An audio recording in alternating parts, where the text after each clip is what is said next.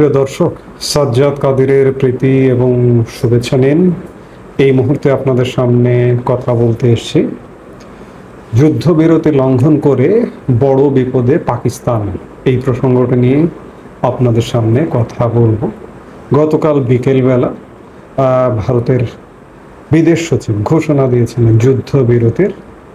আজকে দুপুরবেলা ভারতীয় বিমান বাহিনী তাদের এক্স হ্যান্ডেলে জানিয়েছে অপারেশন সিঁদুরে বিমান বাহিনীকে যে কাজ দেওয়া হয়েছিল সেগুলো আমরা সফলভাবে করেছি, একেবারে নির্দিষ্টভাবে এবং পেশাদারিত্বের সঙ্গে আমরা কর্তব্য পালন করেছি।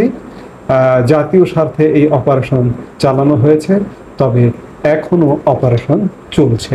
তাই ভারতীয় বিমান বাহিনীর অনুরোধ, কোনো রকম ভুয়ো খবর বা গুজবে কান দেবেন না, যাচাই না করে যে কোনো তথ্য বিশ্বাস করবেন না। আসলে অপারেশন সিঁদুরের শুরু থেকেই ফেক নিউজ এবং ফেক ভিডিওদের রীতিমতো অপপ্রচার চলেছে সোশ্যাল মিডিয়া এবং সংবাদ মাধ্যমের একাংশে। সেটাই বন্ধ করার আর্জি জানালো ভারতীয় বিমান বাহিনী। তবে যেটা গুরুত্বপূর্ণ সেটা হলো অপারেশন সিঁদুর যে এখনো শেষ হয়নি সেটাও স্পষ্ট করে দেওয়া হলো ভারতীয় বিমান বাহিনীর এই টুইট বার্তার মাধ্যমে। অন্যদিকে আমি আজকের দিনের আর এক ভাগের ভিডিওতে বলেছিলাম যে ভারতের উচ্চ পর্যায়ে প্রধানমন্ত্রীর নেতৃত্বে উচ্চ পর্যায়ে বৈঠক অনুষ্ঠিত হচ্ছে বা অনুষ্ঠিত হয়েছে। সীমান্তে যখন উত্তেজনা চলছে সেই সময় উত্তেজনার মধ্যে রাজধানীতে সশস্ত্র বাহিনীর কর্মকর্তাদের সঙ্গে জরুরি বৈঠক করলেন প্রধানমন্ত্রী নরেন্দ্র মোদী।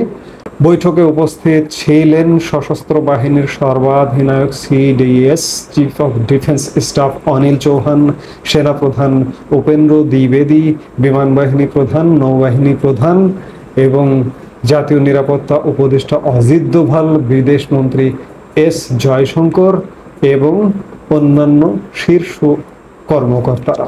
তবে ওই বৈঠকে কি নিয়ে আলোচনা হয়েছে তা স্পষ্ট কোনো মাধ্যমে এখন পর্যন্ত জানানো হয়নি, সরকারের তরফ থেকেও জানানো হয়নি। বিদেশ সচিব বিক্রম মিশ্রিও সেই বৈঠকে উপস্থিত ছিলেন। আমি যেটি বলছিলাম যে যুদ্ধবিরতির পরও সীমান্তে শিষ্টাচার বহির্ভূত যুদ্ধ নিয়ম বহির্ভূত কর্মকাণ্ড করে যাচ্ছে পাকিস্তান।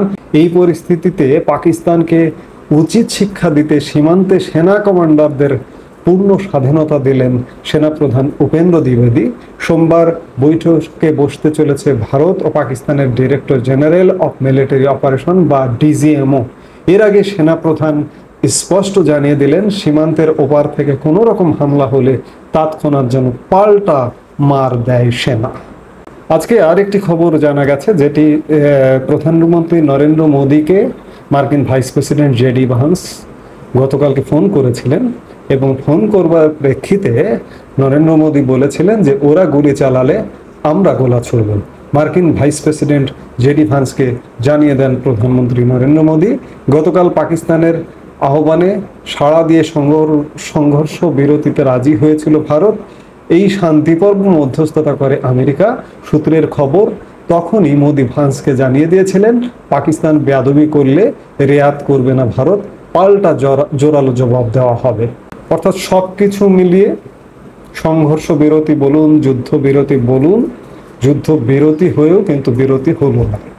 কারণ সেনাবাহিনী বিশেষ করে বিমান বাহিনী জানিয়ে দিয়েছে যে অপারেশন সিঁদুর চলমান রয়েছে।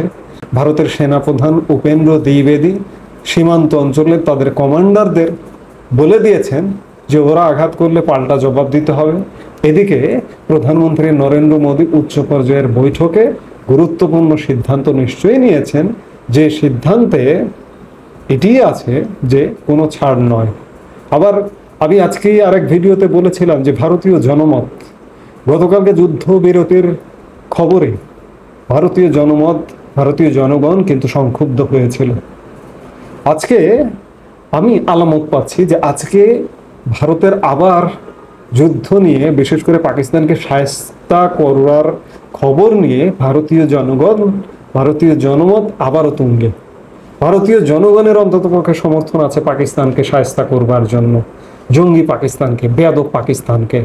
তো এই জনমতটা খুব বেশি ইম্পর্টেন্ট। কারণ যুদ্ধ যদি পছন্দ না করে ভারতের শান্তিপ্রিয় জনগণ বাধ্য হয়ে আজকে যুদ্ধকে, যুদ্ধ তো পছন্দ করবার কিছু নয়, যুদ্ধ একটা ঘৃণিত জিনিস, কিন্তু ঘৃণা করে করে ওদিকে নীরবে নিভৃতে ভারতের সমানে জঙ্গি হামলা করছে। আজ পর্যন্ত কখনো তো শুনিনি যে ভারতীয় কোনো উগ্র হিন্দুবাদী গোষ্ঠী পাকিস্তানের কোথাও গিয়ে হামলা করেছে। কিন্তু আজ পর্যন্ত ভারতে, আমি যদি 2000 সাল থেকেই ধরি, আজকে 2025 সাল, এই 25 বছরে ভারতে যতগুলো জঙ্গি হামলা হয়েছে এর পেছনে যোগ আছে পাকিস্তানের। উদ্দেশ্য কি? এর পেছনে কারা? শুধু কি পাকিস্তান, নাকি ভারতকে অস্থির করবার জন্য আরো কেউ পেছনে আছে? এই প্রশ্নের উত্তরগুলো খোঁজা দরকার, কারণ ভারতের উন্নতি, ভারতের অগ্রগতি, অর্থনৈতিক, সামরিক এবং বিশ্বের অন্যতম একটি গুরুত্বপূর্ণ অঞ্চল, সেই অঞ্চলকে, অগ্রগতিকে পেছন থেকে টেনে ধরবার একটি বৈশ্বিক প্রক্রিয়াকে না আমার এটিও ভারতের খতিয়ে দেখা দরকার। কাজেই আমি যেটি দিয়ে আলাপটা শুরু করেছিলাম সেটি দিয়ে আলাপটা শেষ করতে চাই যে পাকিস্তান যুদ্ধ বিরতি লঙ্ঘন করে আসলে বড় বিপদেই পড়ল।